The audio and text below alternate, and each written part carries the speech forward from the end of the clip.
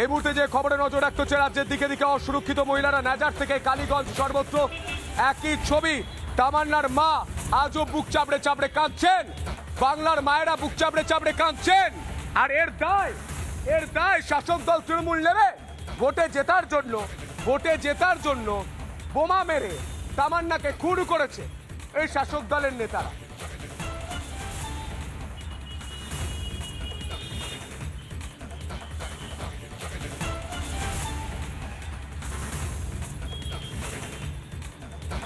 আরো বিস্তারিত জানবো, আমাদের সঙ্গে রয়েছেন আমাদের প্রতিনিধি পলাশ।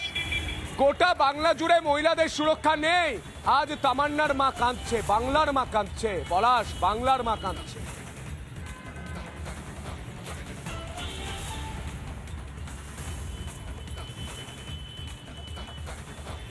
একটা 9 বছরের নাবালিকা তামান্নাকে চকে বোমা মেরে নৃশংসভাবে খুন করা হলো।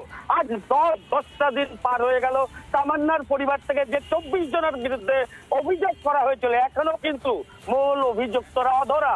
একের পর এক স্থানীয়দের অভিযোগের ভিত্তিতে উদ্ধার হচ্ছে বোমা এবং স্থানীয় এলাকাতেই নিশ্চয়করণ করা হচ্ছে। সকাল থেকে আমার পেছনে যাদের দেখা যাচ্ছে বর্ষিয়ান কমিউনিস্ট রাজ্য কমিটির সদস্য কমরেড SM সাদি এবং বাকি কমরেড এখানে আছে, তারা কিন্তু লাগাতার তামান্নার মায়ের পাশে আছে জাস্টিসের জন্য। আমি একবারে সরাসরি SM সাদিকে একবার জিজ্ঞাসা করবো, আজকে মূলত আপনারা কি করলেন বলুন। তামান্নার বাবা হোসেন শেখ, সে হচ্ছে পরিযায়ী শ্রমিক। বাংলার গ্রামে গ্রামে আজকে পরিযায়ী শ্রমিককে ভিড় করেছে। রাজ্যে কোনো শিল্প কলকারখানা পকেটের টান বেশি ঢালা গেলে সেগুলো বহরমপুরে। তামান্না হচ্ছে পরিযায়ী শ্রমিক পরিবারের মেয়ে। একদমই পলাশ, সঙ্গে থাকো। গোটা বাংলার মায়েরা জানতে চাইছে তাদের শিশুরা সুরক্ষিত থাকবে কিনা। গোটা বাংলার মানুষ জানতে চাইছে তাদের বাচ্চা মেয়েরা সুরক্ষিত থাকবে কিনা। এই সুরক্ষা দেওয়ার দায় বাংলার মুখ্যমন্ত্রীর, বাংলার পুলিশ মন্ত্রীর। তৃণমূল ভোটে জিতবে, বোমা মেরে খুন করবে তামান্নাকে, এখনো পর্যন্ত দোষীদের শাস্তি হয়নি। তামান্নার মা বলছেন মূল অভিযুক্তদের এখনো ধরা হয়নি। তৃণমূল ভোটে জেতার কারণে খুন করেছে তার মেয়েকে। পলাশ, একদমই সন্তু, গোটা রাজ্য জুড়ে একটাই কান্না, মায়েদের ওপর, মেয়েদের ওপরে। কিভাবে আজকে রাজ্যের বিভিন্ন প্রান্তে, কসবা থেকে শুরু করে এই কালীগঞ্জের মুলান্দি গ্রাম। আমি আবার জানবো যে আপনারা সকাল থেকে কি তামান্নার মায়ের পাশে কি জানালেন। আমরা জানালাম যে পুলিশ অবিলম্বে যাতে ধরে, তার জন্য আমরা অবস্থান ধর্মঘট করেছি পক্ষ থেকে।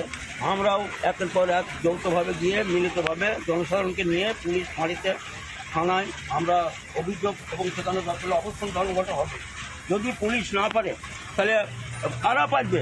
তারা SP DSP উপরের তলায় যারা বসে আছে, তারা তো আমরা দেশের যে নাগরিক, আমাদের যে রক্ষা করার দায়িত্ব তাদের, সে দায়িত্ব তো তারা কেউই পালন করছে না বলে আমার মনে হচ্ছে।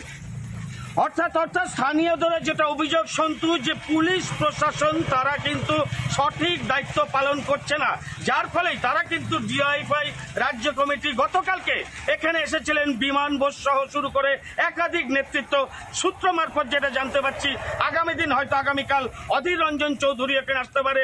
শুধু একটাই দাবি তাদের, যারা প্রকৃত দোষী এবং রাজ্যে যে রক্তের হোলি খেলা হচ্ছে, এইগুলো কোনোভাবে বন্ধ হবে রাজ্যে, সেদিকেই তাকিয়ে কিন্তু গোটা দেশ, গোটা জেলা। সন্তু,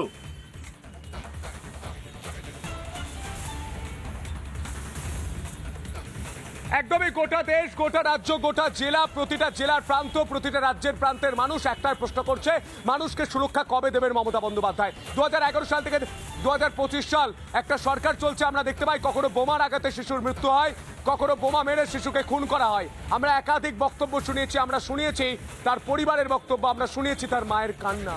তার মা আজও বুক চাপড়ে চাপড়ে কাঁদছে। আমরা শোনাবো কি বক্তব্য উঠে আসছে, দেখুন।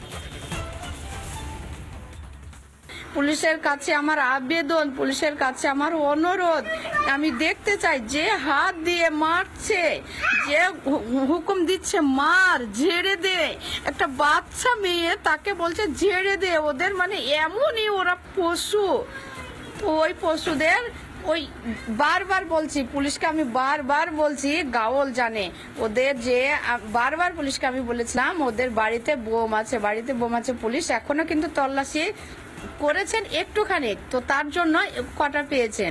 এখনো তল্লাশি চালান না পুলিশ, ওদের বাড়ি ঘরে এখনো ওদের বাড়িঘর অটল রয়েছে, এখনো সেই বাড়িগুলোকে পাহারা দেওয়া হচ্ছে, সেই বাড়িগুলোকেই পুলিশ পাহারা দিচ্ছে, সেই বাড়িগুলোকেই পুলিশ পাহারা দিচ্ছে। পুলিশের আর ওই বাড়ি পাহারা দেওয়ার দরকার নেই, কেন ওই শয়তানগুলো যদি না থাকে গ্রামে, তো গ্রাম ঠান্ডা হবে। তার জন্য পুলিশকে কর্তব্য করতে হবে, শয়তানদেরকে কঠোর থেকে কঠোর শাস্তি দিতে হবে। ওটা গ্রামের ছোট ছোট শিশুরা, তারা বাচ্চারা, তারা স্কুলে যেতে পারছে না, তারা স্কুলে যেতে ভয় পাচ্ছে, তারা বাইরে বেরোতে ভয় পাচ্ছে। গ্রাম এখনো পর্যন্ত ভয় সিটিয়ে রয়েছে, এখনো পর্যন্ত কি আপনাদের কাছে হুমকি আসছে? এখনো পর্যন্ত আপনারা আতঙ্কে রয়েছেন, আতঙ্কেই দিন কাটাচ্ছেন?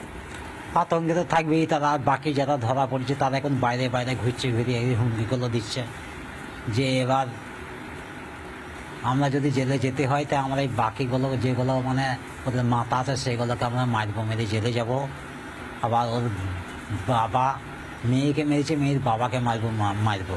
এবার ওর মাথা যারা আছে, যারা ওদের মাথার উপর কাজ করছে তাদেরকে মারবো, মেরে আমরা জেলে যাবো। মানে এরকম বলছে, মানে বাকি যারা রয়েছে গ্রামে? হ্যাঁ, বাইরে বাইরে যারা ঘুরছে। কারা বলছে এগুলো? ওই দুষ্কৃতীরা সব, ওই গাওলকে পেটালে সব কিছু বন্ধ হয়ে যাবে। এক গাওল, মেন অধিনায়ক হয়েছে গাওল। নানা ধরনের কন্টেন্ট দেখার জন্য লাইক করুন, শেয়ার করুন আমাদের ফেসবুক পেজ, সাবস্ক্রাইব করুন আমাদের ইউটিউব চ্যানেল। পাশাপাশি অন্যান্য ব্রেকিং নিউজের জন্য অবশ্যই চোখ রাখুন রিপাবলিক বাংলায়।